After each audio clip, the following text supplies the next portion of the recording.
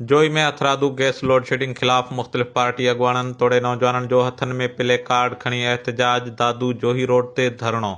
जोही youth front पारां जोही में हथरादू गैस लोड शेडिंग खिलाफ ॾिनल एहतजाज वारे सॾ ते शहर जे मुख्तलिफ पार्टी अगवाननि ऐं नौजवाननि फयाज़ कोरी, अलडिनो लेगारी, आबिद लेगारी, एजाज पांवर, रशीद रांझाणी, माजिद रुस्तमानी ऐं ॿिनि जे अगवाणी में हथनि में प्ले कार्ड खणी एहतजाजी मुज़ाहिरो करण बाद दादू जोही रोड ते धरणो हणी नारेबाज़ी कई वई। इन मौक़े ते एहतजाज कंदड़ अगवाननि मीडिया अॻियां दाहींदे चयो त जोही तहलके मां गैस जा वॾा ज़ख़ीरा हथ अचण बावजूद जोही शहर खे गैस जी सहूलियत मुफ़्त में ॾियण बदिरां मिलियल गैस में हथरादू लोड शेडिंग करे खेनि अज़ाब में मुब्तला कयो वियो आहे। अगवाननि चयो त गैस जे लोड शेडिंग सबबि संदन मासूम ॿार बिना नाश्तो करण जे स्कूल वञी बुखे पेट तइलीम पिराइण ते मजबूर बणियल आहिनि। हुननि चयो त गैस जे हथरादू लोड शेडिंग सबबि संदन जीअण जंजाल बणिजी पियो आहे। हुननि हाई कोर्ट सिंध, वज़ीर आला सिंध समेत आला अख़्तियारियुनि खां मुतालबो कंदे चयो त एहतजाज जो नोटिस वठी जोही शहर में गैस जी हथरादू लोड शेडिंग ख़त्म कराई वञे। ॿी सूरत में एहतजाज जो दाइरो वधाए सख़्त एहतजाज कयो वेंदो।